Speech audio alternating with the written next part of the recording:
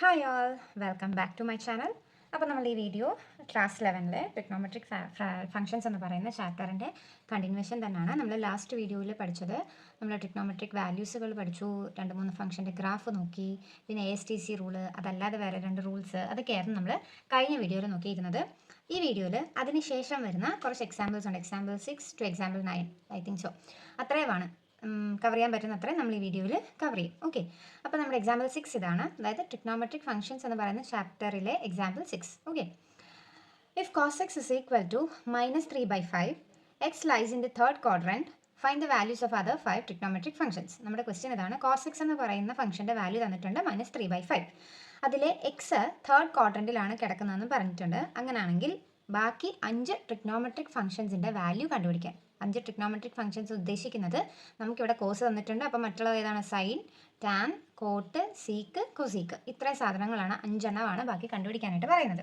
ഏറ്റവും സിമ്പിളായിട്ട് നമുക്ക് ചെയ്യാം, ഒത്തിരി കോംപ്ലിക്കേറ്റഡ് ഒന്നും ആക്കണ്ട. നമ്മൾ 7-ലോ 8-ലോ ഇതിൽ പഠിക്കുന്ന പൈതഗോറസ് തിയറം ഇല്ലേ, ആ തിയറം ഒന്ന് അറിഞ്ഞിരുന്നാൽ മാത്രം മതി. പിന്നെ നമ്മളുടെ മറ്റേ ASTC റൂളും. ഓക്കെ, അപ്പോൾ ഇത് ചെയ്യാനായിട്ട് ആദ്യം നമുക്ക് ഒരു റൈറ്റ് ആംഗിൾഡ് ട്രയാങ്കിളും വരയ്ക്കണം, ഒരു റൈറ്റ് ട്രയാങ്കിളും വരയ്ക്കണം. പിന്നെ നമ്മുടെ ASTC റൂള് വെച്ചിട്ട് കണ്ടുപിടിക്കാനായിട്ട്, നമ്മുടെ ക്വാഡ്രൻറ്റ് കണ്ടുപിടിക്കാനായിട്ടും കൂടെ ഒന്ന് വരച്ച് വെച്ചേക്കുക.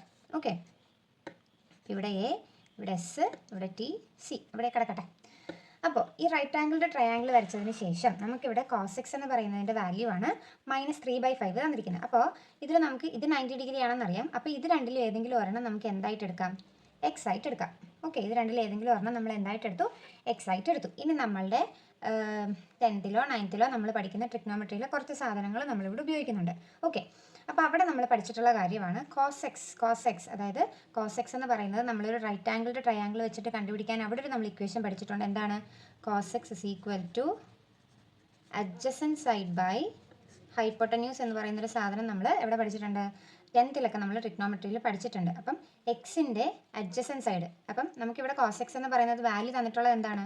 -3/5. ആ സൈൻ അവിടെ നിൽക്കട്ടെ, സൈൻ ഇപ്പം നമ്മൾ നോക്കുന്നില്ല. ബാക്കിയുള്ള 3/5 ഈ രണ്ടെണ്ണമാണ് നമ്മൾ എടുക്കുന്നത്. അപ്പോൾ അഡ്ജസൻറ്റ് സൈഡ് ബൈ ഹൈപ്പോട്ടന്യൂസ്. അപ്പോൾ ഇവിടെ അഡ്ജസൻറ്റ് സൈഡ് എന്ന് ഉദ്ദേശിക്കുന്നതാണ് 3, ഹൈപ്പോട്ടന്യൂസ് എന്ന് ഉദ്ദേശിക്കുന്നതാണ് 5. ഓക്കെ, അപ്പോൾ എക്സിൻ്റെ അഡ്ജസൻറ്റ് സൈഡ്, അതായത് ഈ വലിയ വര എന്ന് പറയുന്നത് റൈറ്റ് ആംഗിൾഡ് ട്രയാങ്കിളിൻ്റെ 90 ഡിഗ്രിയുടെ ഓപ്പോസിറ്റ് വരുന്നത് ഹൈപ്പോട്ടന്യൂസ് ആണെന്ന് നമുക്കറിയാം. ഇനി ബാക്കി 2 സൈഡുകളിൽ നിന്നാണ് നമ്മൾ അഡ്ജസൻറ്റും ഓപ്പോസിറ്റും തീരുമാനിക്കുന്നത്. നമ്മൾ എവിടെയാണോ എക്സ് എടുക്കുന്നത് അതിനെ സംബന്ധിച്ച്, അല്ലെങ്കിൽ അതുമായിട്ട് ബന്ധപ്പെട്ടിരിക്കും ഓപ്പോസിറ്റ് സൈഡും അഡ്ജസൻറ്റ് സൈഡും. അപ്പോൾ എക്സിൻ്റെ അഡ്ജസൻറ്റ് സൈഡ് എന്ന് പറയുന്നത് ഇതല്ലേ, ഹൈപ്പോട്ടന്യൂസ് ഇതാണ്. അപ്പോൾ അഡ്ജസൻറ്റ് സൈഡ് ഇത് തൊട്ടടുത്ത് കിടക്കുന്നത്, എക്സിൻ്റെ നേരെ എതിരെ കിടക്കുന്നതാണ് അതിൻ്റെ ഓപ്പോസിറ്റ് സൈഡ്. അപ്പോൾ അഡ്ജസൻറ്റ് സൈഡ് ഇതാണ്. അപ്പോൾ അഡ്ജസൻറ്റ് സൈഡിൻ്റെ അവിടെ വരുന്ന നമ്പർ എന്താ? 3. ഹൈപ്പോട്ടന്യൂസിൻ്റെ അവിടെ വന്ന നമ്പർ എന്താ? 5. ഓക്കെ, ഇപ്പോൾ അഡ്ജസൻറ്റ് സൈഡായി ഹൈപ്പോട്ടന്യൂസ് ആയി. ഇനി ഈ ഒരു സാധനവും കൂടെ കണ്ടുപിടിക്കണ്ടേ? അതിനാണ് ഞാൻ പൈതഗോറസ് തിയറം വേണമെന്ന് പറഞ്ഞത്. നമ്മൾ പൈതഗോറസ് തിയറം എന്തായിരുന്നു നമ്മൾ പഠിച്ചിട്ടുള്ളത്? Hypotenuse square is equal to base square plus altitude square. ഇതാണ് നമ്മൾ പഠിച്ചിട്ടുള്ള പൈതഗോറസ് തിയറം എന്ന് പറയുന്നത്. അപ്പോൾ ഇവിടെ ഹൈപ്പോട്ടന്യൂസ് നമുക്കറിയാം എന്താണ്? 5. അപ്പോൾ 5 square is equal to base നമുക്കറിയാം 3 സ്ക്വയർ പ്ലസ് ഓൾട്ടിറ്റ്യൂഡ് അറിയില്ല, കണ്ടുപിടിക്കണം. ഓക്കെ, ഇനി നമ്മൾ ഇതൊന്ന് സോൾവ് ചെയ്തെടുക്കാം. 5 square 25 equal to 3 square 9 plus altitude square. 9 നമുക്ക് ഇപ്പുറത്ത് കൊണ്ടുവന്ന് മൈനസ് ചെയ്യാം. അപ്പോൾ എന്ത് വരും? 25 - 9 ഈക്വൽ ടു ഓൾട്ടിറ്റ്യൂഡ് സ്ക്വയർ. 25 - 9 എത്രയാ? 16 എന്ന് പറയുന്നതാണ് നമുക്ക് ഓൾട്ടിറ്റ്യൂഡിൻ്റെ സ്ക്വയർ കിട്ടിയത്. നമുക്ക് വേണ്ട എന്താ? അതിൻ്റെ റൂട്ടല്ലേ. അപ്പോൾ √16 എന്ന് പറയുന്നത് എത്ര വരും? 4 വരും. അപ്പോൾ നമുക്ക് ഇവിടെ ഓൾട്ടിറ്റ്യൂഡിൻ്റെ വാല്യൂ കിട്ടി. എത്രയാണ്? 4. അപ്പം 3 സൈഡിൻ്റെ വാല്യൂ നമുക്ക് കിട്ടി. ഇനി സിമ്പിളായിട്ട് നമുക്ക് ബാക്കി 5 ട്രിഗ്നോമെട്രിക് ഫംഗ്ഷൻസിൻ്റെ വാല്യൂ കണ്ടുപിടിക്കാം. ഓക്കെ, അപ്പോൾ ഇത്രയും സാധനങ്ങളൊന്ന് സൈഡിൽ ചെയ്ത് വെച്ചാൽ നിങ്ങൾക്ക് പെട്ടെന്ന് എഴുതാനായിട്ട്, അല്ലെങ്കിൽ പെട്ടെന്ന് കണ്ടുപിടിക്കാനായിട്ട് പറ്റും. ഇങ്ങനത്തെ ക്വസ്റ്റ്യൻ വരുമ്പോഴത്തേക്കും എല്ലാത്തിലും ഇത് അത്യാവശ്യമാണ്. ഓക്കെ, അപ്പോൾ നമുക്കിനി ഇപ്പോൾ cos x നമുക്ക് ഓൾറെഡി തന്നിട്ടുണ്ട് -3/5. ഇനി ബാക്കിയുള്ള ഫംഗ്ഷൻസ് ആണ് കണ്ടുപിടിക്കാൻ പോണത്. അപ്പോൾ അതിൽ നിന്ന് തന്നെ cos x-ൻ്റെ റെസിപ്രോക്കൽ എന്താണ്? നമ്മൾ പഠിച്ചിട്ടുള്ളതാണ്. cos x-ൻ്റെ റെസിപ്രോക്കൽ എന്താ? sec x അല്ലേ. അതായത് cos x-നെ നമുക്ക് എങ്ങനെയും എഴുതാം? 1/sec x എന്ന് എഴുതാം. cos x-നെ നമുക്ക് 1/sec x, അതായത് cos x റെസിപ്രോക്കലാണ് sec x. അപ്പോൾ sec x-ൻ്റെ വാല്യൂ എന്താണ്? നമുക്ക് തന്നിട്ടുള്ള cos x-ൻ്റെ വാല്യൂവിനെ നേരെ തിരിച്ചിട്ടാൽ പോരെ. നമുക്ക് തന്നിട്ടുള്ള cos x-ൻ്റെ വാല്യൂവിനെ നേരെ തിരിച്ചിടുക. ഓക്കെ, അപ്പം 3/5 തിരിഞ്ഞ് വരുമ്പോഴത്തേക്കും എന്താകും? 5/3 നമ്പർ വാല്യൂ കിട്ടി. നമുക്ക് അതിൻ്റെ സൈൻ നോക്കണം. നമ്മളടുത്ത് പറഞ്ഞിട്ടുണ്ട് x lies in the third quadrant എന്നാണ് പറഞ്ഞിരിക്കുന്നത്. X lies in the third quadrant. അപ്പം 1, 2 3 ഇത് ഫസ്റ്റ് ക്വാഡ്രൻറ്റ്, ഇത് സെക്കൻഡ് ക്വാഡ്രൻറ്റ്, ഇത് തേർഡ്, ഇത് ഫോർത്ത്. അപ്പം തേർഡ് ക്വാഡ്രൻറ്റിലാണ് നമ്മുടെ എക്സ് ഉള്ളത്. അവിടെ എന്ത് മാത്രമേ പോസിറ്റീവ് ആയിട്ടുള്ളൂ? ടാനും അതിൻ്റെ റെസിപ്രോക്കലായ കോട്ടും മാത്രമേ അവിടെ പോസിറ്റീവായിട്ട് വരത്തുള്ളൂ.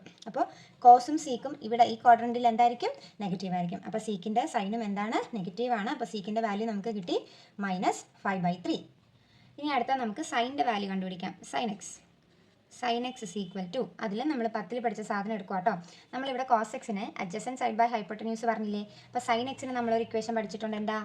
ഓപ്പോസിറ്റ് സൈഡ് ബൈ ഹൈപ്പോട്ടന്യൂസ് എന്ന് നമ്മൾ സൈൻ എക്സിന് പഠിച്ചിട്ടുള്ള സാധനമാണ് ഓപ്പോസിറ്റ് സൈഡ് ബൈ ഹൈപ്പോട്ടന്യൂസ്. അപ്പം ഇവിടെ അപ്പോഴാണ് ട്രയാങ്കിളിലോട്ട് നോക്കുക. എക്സിൻ്റെ ഓപ്പോസിറ്റ് വരുന്നത് ആരാണ്? 4 ആണ്. 4. അപ്പോൾ 4 ഡിവൈഡഡ് ബൈ ഹൈപ്പോട്ടന്യൂസ് എന്ന് പറയുന്നത് എന്താണ്? 5. അപ്പോൾ വിച്ച് ഇസ് ഈക്വൽ ടു 4/5. അപ്പം സൈൻ എക്സിൻ്റെയും വാല്യൂ നമുക്ക് കിട്ടി. ഇനി സൈൻ നോക്കണം. X lies in the third quadrant. അപ്പോൾ ഇവിടെ ടാനും കോട്ടും മാത്രമേ പോസിറ്റീവായിട്ട് വരത്തുള്ളൂ. അപ്പോൾ സൈൻ എക്സിൻ്റെ സൈൻ എന്താണ്? നെഗറ്റീവാണ്. അപ്പോൾ സൈൻ എക്സ് നമുക്ക് കിട്ടി. ഇനി സൈൻ എക്സിൻ്റെ റെസിപ്രോക്കൽ എന്താ? കൊസീക്ക് അല്ലേ? അപ്പോൾ cosec x is equal to ഇതിനെ നേരെ തിരിച്ചിടുമ്പോൾ എന്ത് വരും? 5/4. അതിൻ്റെയും സൈൻ എന്താണ്? നെഗറ്റീവാണ്. Because x lies in the third quadrant. ഇനി എന്താ? ലാസ്റ്റാണ് ടാനും അതിൻ്റെ റെസിപ്രോക്കലായ കോട്ടും കണ്ടുപിടിക്കണം. ഓക്കെ, അപ്പോൾ ടാൻ എക്സിനെ നമ്മൾ പഠിച്ചിട്ടുള്ള ഇക്വേഷൻ എന്താണ്? അഡ്ജസൻറ്റ് സൈഡ് ബൈ ഹൈപ്പോട്ടന്യൂസ് അല്ലേ? Sorry, opposite side by adjacent side. മറുപടി ടാൻ എക്സ് നമ്മൾ പഠിച്ചിട്ടുള്ളത് എന്താണ്? Opposite side by adjacent side. Okay, അപ്പോൾ ആ ട്രയാങ്കിളിലോട്ട് നമുക്ക് നോക്കാം. ട്രയാങ്കിൾ നോക്കി. എക്സിൻ്റെ ഓപ്പോസിറ്റ് സൈഡ് 4, അഡ്ജസൻറ്റ് സൈഡ് 3. അപ്പോൾ എന്തായിരിക്കും വരുന്നത്? 4/3 എന്ന് കിട്ടും. Which is equal to 4/3. X third ക്വാഡ്രൻറ്റിലാണുള്ളത്. തേർഡ് ക്വാഡ്രൻറ്റിൽ ടാനും കോട്ടുമാണ് പോസിറ്റീവ് ആയിട്ടുള്ളത്. അപ്പോൾ ഇതിൻ്റെ സൈൻ എന്തായിരിക്കും? പോസിറ്റീവ് തന്നെ ആയിരിക്കും. അപ്പോൾ ടാൻ കിട്ടിയല്ലോ. ഇനി കോട്ടെക്സും കൂടെ കണ്ടുപിടിച്ചാൽ നമ്മുടെ ആൻസറായി. കോട്ടെക്സ് എന്ന് പറയുന്നത് ടാൻ എക്സിൻ്റെ റെസിപ്രോക്കലാണ്. അപ്പോൾ ഈ 4/3നെ നേരെ തിരിച്ചിടുമ്പോൾ നമുക്ക് എന്ത് കിട്ടും? 3/4. കണ്ടോ? ഇത്രയും സിമ്പിളായിട്ട് നമുക്ക് സാധനങ്ങൾ കണ്ടുപിടിക്കാനായിട്ട് പറ്റും. അപ്പോൾ നിങ്ങൾ ആദ്യം തന്നെ ചെയ്ത് വെക്കേണ്ടത് ഇത്രയും സാധനങ്ങളൊന്ന് ചെയ്ത് വെക്കണം. ഓക്കെ, ട്രയാങ്കിൾ വരയ്ക്കുക. നമ്മുടെ ടെക്സ്റ്റിൽ മറ്റേ ഇക്വേഷൻ മറ്റേ sin square x + cos square x = 1 അങ്ങനെ എന്തൊക്കെയോ സാധനങ്ങളൊക്കെ ഉപയോഗിച്ചിട്ട് ചെയ്യുന്നുണ്ട്. അപ്പം അത്രയും കോംപ്ലിക്കേറ്റഡ് ആക്കണ്ടല്ലോ. നമ്മൾ 10th ഓൾറെഡി പഠിച്ച സാധനങ്ങളാണ് നമ്മളിവിടെ ഉപയോഗിച്ചിട്ടുള്ളത്. ഒന്ന് ഈ ട്രയാങ്കിളിൽ ഈ 3 equation cos x, sin x, tan x, പിന്നെ ASTC റൂള്, ഏതിനകത്ത് ഏത് സൈനാണ് വരുന്നത്, പൈതഗോറസ് തിയറത്തിൻ്റെ ഇക്വേഷൻ. ഇത്രയും സാധനങ്ങൾ അറിഞ്ഞിരുന്നാൽ നമുക്ക് ഇത് സിമ്പിളായിട്ട് ചെയ്യാവുന്നതേ ഉള്ളൂ. ഞാനിത് ഉപയോഗിക്കാൻ കാരണം ഓൾറെഡി പഠിച്ചിട്ടുള്ള സാധനം ആയതുകൊണ്ടാണ്. പുതിയതായിട്ട് പഠിക്കേണ്ട ആവശ്യമില്ല. നമ്മൾ ഓൾറെഡി 10ൽ ഇത് പഠിച്ച സാധനമാണ്.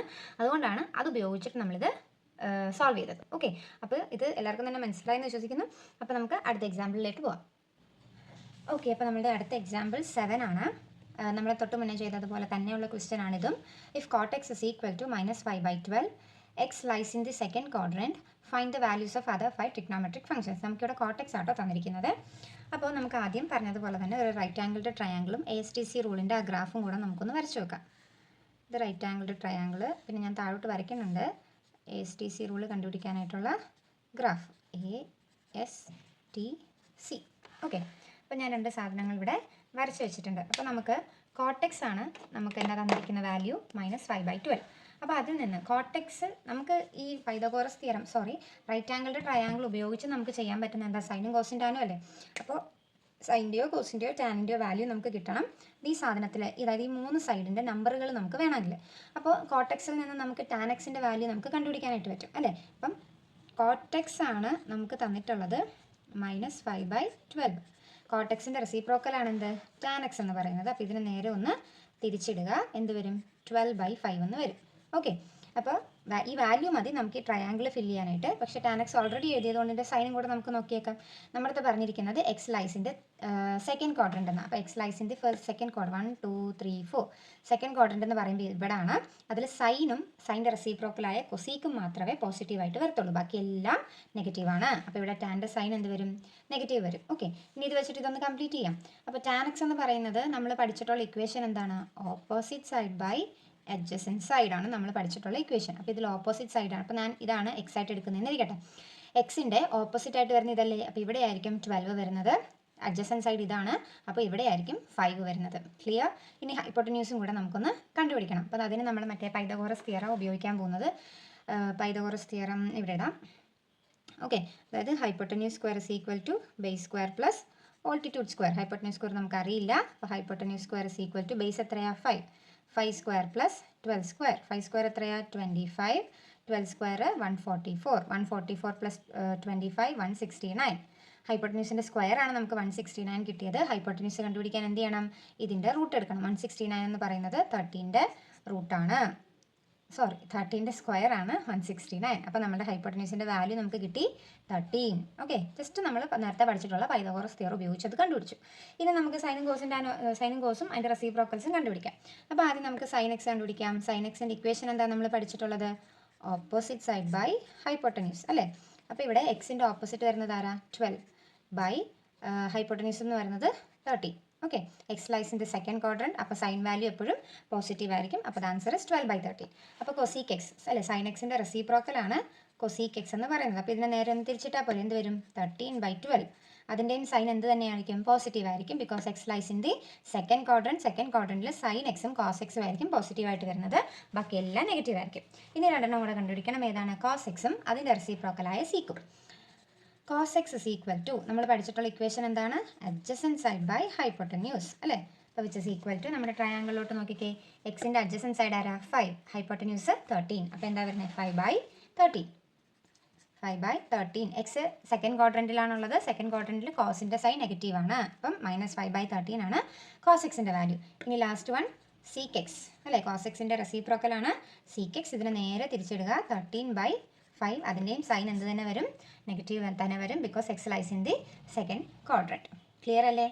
നമ്മൾ എക്സാമ്പിൾ 6ഉം എക്സാമ്പിൾ 7ഉം ഒരേപോലെ ചെയ്യുന്ന സാധനമാണ്. അപ്പോൾ ഇത് ഉപയോഗിച്ചിട്ടുള്ള ക്വസ്റ്റ്യൻസ് ഒക്കെ നമുക്ക് എക്സസൈസിൽ നമ്മൾ ചെയ്യാനുണ്ട്.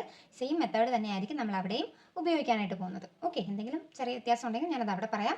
അപ്പം ഈ എക്സാമ്പിൾ നിങ്ങൾക്ക് മനസ്സിലായി എന്ന് ഞാൻ വിശ്വസിക്കുന്നു. അപ്പോൾ നമുക്ക് അടുത്തൊരു എക്സാമ്പിൾ നോക്കാം. ഓക്കെ, അപ്പോൾ ഇതാണ് നമ്മളുടെ അടുത്ത example 8. Find the value of sine 31π/3. Sine 31π/3 ഇതിൻ്റെ വാല്യൂ ആണ് നമുക്ക് കണ്ടുപിടിക്കേണ്ടത്. അപ്പോൾ ഇതിന് വേണ്ടിയിട്ട് നമുക്ക് വേണ്ടത് മറ്റേ ASTC റൂൾ വെച്ചിട്ടുള്ള ആ ഗ്രാഫാണ്. അപ്പോൾ ഞാനിതിവിടെ സൈഡിലായിട്ടൊന്ന് വരച്ച് വെക്കാം. ഓക്കെ, ASTC സൈൻ നോക്കാനും പിന്നെ ഏത് ക്വാഡ്രന്റ് ഇവിടെ നമുക്ക് പ്രത്യേകം എടുത്ത് പറഞ്ഞിട്ടില്ല. എക്സ് ഏത് ക്വാഡ്രന്റിലാണ് അല്ലെങ്കിൽ ഇതിലെ ഫംഗ്ഷൻ അല്ലെങ്കിൽ വാല്യൂ ഏത് ക്വാഡ്രന്റിലാണ് വരുന്നതെന്ന് പ്രത്യേകം നമുക്കിവിടെ എടുത്ത് പറഞ്ഞിട്ടില്ല. അപ്പോൾ ഇത് ഉപയോഗിച്ചിട്ട് വേണം നമ്മൾ അതും കൂടെ കണ്ടുപിടിക്കാനായിട്ട്. അപ്പോൾ നമ്മുടെ തന്നിട്ടുള്ള എന്താ? സൈൻ 31π/3 എന്ന് മാത്രമേ നമുക്ക് തന്നിട്ടുള്ളൂ. അപ്പോൾ അതെവിടെയാണ് എന്ന് നമുക്ക് കണ്ടുപിടിക്കണം. ഓക്കെ, അപ്പോൾ നമുക്കറിയാം ഇവിടെ സ്റ്റാർട്ടിങ് 0, π/2, π, 3π/2, 2π, അങ്ങനെയാണ് ഇത് കംപ്ലീറ്റ് ഇങ്ങനെ കറങ്ങി പോകുന്നത്. ഓക്കെ, ഫുൾ കംപ്ലീറ്റ് റൊട്ടേഷൻ വരുമ്പോൾ ഇവിടെ 2π, ഒന്നും കൂടെ കറങ്ങി വരുമ്പോൾ 4π, പിന്നെയും കറങ്ങി വരുമ്പോൾ 6π, അങ്ങനെ അങ്ങ് പോകും. അപ്പോൾ നമുക്കിവിടെ 31π/3 എന്ന് പറയുന്നത് ഇതിൽ ഏത് ക്വാഡ്രന്റിലാണ് വരുന്നതെന്ന് നമുക്കൊന്ന് കണ്ടുപിടിക്കണം. അതിന് വേണ്ടിയിട്ട് ഞാൻ ഈ 31നെ ഇതിനെ ഒന്ന് സ്പ്ലിറ്റ് ചെയ്ത് എഴുതാൻ പോവാം. ഓക്കെ, അപ്പോൾ ഇങ്ങനെ എഴുതി വെച്ച് 31π/3 എന്ന് എഴുതി വെച്ച് കഴിഞ്ഞാൽ ഇത് ഇതിനകത്താണ് വരുന്നത് നമുക്ക് മനസ്സിലാകുമോ? ഇല്ല. അപ്പോൾ അതിന് വേണ്ടിയിട്ട് ഞാൻ ഇതിനെ ഒന്ന് ഡിവൈഡ് ചെയ്ത് 31 ഞാൻ 3 വെച്ച് ഡിവൈഡ് ചെയ്യുന്നു, അത്രേ ഉള്ളൂ. 31നെ ഞാൻ 3 വെച്ച് ഡിവൈഡ് ചെയ്യുന്നു. 3ൽ 3 ഒരു പ്രാവശ്യം, -0 അല്ലേ. 1 ഇറക്കി എഴുതി. ഇനി നമുക്ക് ഡിവൈഡ് ചെയ്യാൻ പറ്റത്തില്ല. അപ്പോൾ നേരെ നമ്മൾ മുകളിലൊരു 0 ഇട്ട് കൊടുത്തു.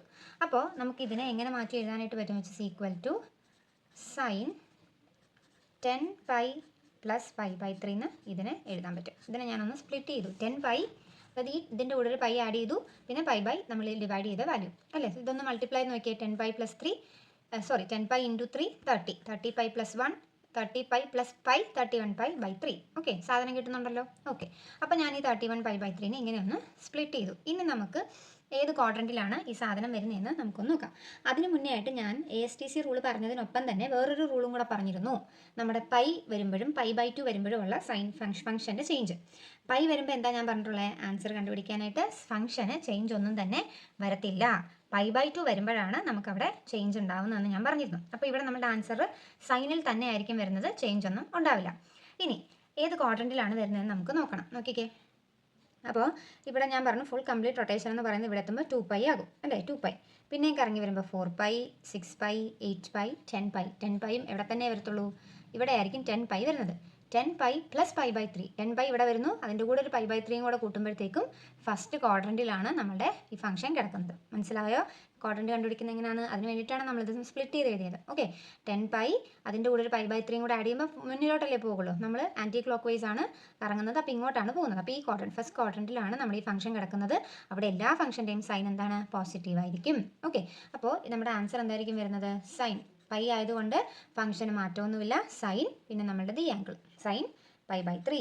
കണ്ടോ, സൈൻ π/3 എത്രയാണ്? നമ്മൾ ഓൾറെഡി പഠിച്ചിട്ടുണ്ട്. Sine π/3 which is equal to √3/2. 2. നമ്മൾ കഴിഞ്ഞ വീഡിയോയിൽ ട്രിഗ്നോമെട്രിക് വാല്യൂസ് പഠിക്കണം, മിനിമം പഠിച്ചിരിക്കണം എന്ന് പറഞ്ഞതിൽ പെടുന്നതാണ് ഇതും, ഈ sin π/3. ഇങ്ങനത്തെ പ്രോബ്ലംസ് വരുമ്പോൾ ഇങ്ങനത്തെ വാല്യൂസിലായിരിക്കും വന്ന് നിൽക്കുന്നത്. അതിന് വേണ്ടിയിട്ടാണ് അതെങ്കിലും പഠിച്ച് വെക്കണം എന്ന് പറയുന്നത്. ഓക്കെ, സിമ്പിൾ അല്ലേ? ഇങ്ങനെ വരുമ്പോഴത്തേക്ക് എന്താ ചെയ്യേണ്ടത്? ആ നമ്പറിനെ ഒന്ന് ഡിവൈഡ് ചെയ്യുക, ആ മറ്റേ മുകളിൽ വരുന്നതും വെച്ച് നമ്മളൊന്ന് സ്പ്ലിറ്റ് ചെയ്ത് എഴുതുക. അതുപയോഗിച്ച് പൈ ആണോ π/2 ആണോ നോക്കുക. അതിനനുസരിച്ച് നമ്മുടെ സൈൻ ഫംഗ്ഷൻ മാറും. പിന്നെ ഏത് ക്വാഡ്രൻറ്റിലാണ് വരുന്നത് ഇത് വെച്ച് നമുക്ക് കണ്ടുപിടിക്കാൻ പറ്റും. ക്ലിയർ? ഓക്കെ, അപ്പം നമുക്ക് അടുത്ത എക്സാമ്പിളും കൂടെ നോക്കാം. ഓക്കെ, അപ്പോൾ ഇതാണ് നമ്മളുടെ അടുത്തൊരു എക്സാമ്പിൾ. നമ്മൾ തൊട്ട് മുന്നേ ചെയ്ത എക്സാമ്പിളിൻ്റെ പോലെ തന്നെയാണ്, പക്ഷേ ഈ കേസിൽ എന്താണ്, നമ്പറാണ് തന്നിരിക്കുന്നത്. പൈ വാല്യൂ ഒന്നുമല്ല, നമ്പറാണ് തന്നിരിക്കുന്നത്. നേരത്തെ ചെയ്തതുപോലെ തന്നെ വ്യത്യാസമൊന്നുമില്ല. പൈ ഇല്ല, ഫ്രാക്ഷനും അല്ല, നമ്പറാണ് തന്നിരിക്കുന്നത്. കോൺസെപ്റ്റും ഐഡിയയും ഒക്കെ നേരത്തെ ചെയ്തതുപോലെ തന്നെ. Find the value of cos of -1710 degree 1710 degree. ഇതിൻ്റെ വാല്യൂ ആണ് കണ്ടുപിടിക്കേണ്ടത്. ഓക്കെ, അപ്പോൾ നമുക്ക് മറ്റേ ആ ഗ്രാഫ് ഒന്ന് വരയ്ക്കാം. ASTC rule ഉപയോഗിക്കാനുള്ളത്.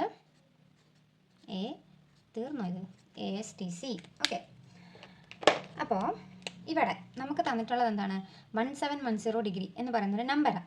ഈ നമ്പർ ഉപയോഗിച്ചിട്ട് ഇതിനകത്ത് ഏത് ക്വാഡ്രൻറ്റിലാണ് ഈ സാധനം വന്ന് കിടക്കുന്നതെന്ന് നമുക്കറിയത്തില്ല. നമുക്കറിയാവുന്ന ഒരേ ഒരു കാര്യം എന്ന് പറയുന്നത് എന്താണ്? അതായത് cos x-ൻ്റെ വാല്യൂ ഓരോ 2π ഇൻ്റർവെൽ കൂടുമ്പോഴും റിപ്പീറ്റ് ചെയ്യുമെന്ന് മാത്രം നമുക്കറിയാം. ഒരു കംപ്ലീറ്റ് റൊട്ടേഷൻ ആണ് ഒരു 2π എന്ന് പറയുന്നത്. അപ്പോൾ ഓരോ 2π കഴിയുമ്പോഴത്തേക്കും എന്താണ്, ഈ cos x-ൻ്റെ വാല്യൂ റിപ്പീറ്റ് ചെയ്യുമെന്ന് മാത്രമേ നമുക്ക് അറിയാവുന്ന ഒരു കാര്യമായിട്ടുള്ളൂ. അപ്പോൾ അത് ഉപയോഗിച്ചിട്ടാണ് നമ്മളിവിടെ കണ്ടുപിടിക്കാൻ പോകുന്നത്. ഓക്കെ, അപ്പോൾ cos ഓഫ് -1710 ഡിഗ്രി. അപ്പോൾ ഈ ഏറ്റവും സിമ്പിളായിട്ട് പറഞ്ഞാൽ നമുക്ക് ഈ നെഗറ്റീവ് മാറ്റി ഇതിനെ ഒന്ന് പോസിറ്റീവ് ആക്കി എടുക്കണം. ഓക്കെ, ഏത് ക്വാഡ്രൻറ്റിലാണെന്ന് നമുക്ക് അതുവഴി മനസ്സിലാക്കാൻ പറ്റും. അപ്പോൾ നമ്മൾ കംപ്ലീറ്റ് റൊട്ടേഷൻ എന്ന് പറയുന്നത് 2π ആണ്. അതിനെ നമ്മൾ ഡിഗ്രിയിലോട്ട് മാറ്റുമ്പോൾ എന്താ, 360 ഡിഗ്രിയാണ്. അപ്പോൾ എത്ര 360 വരും?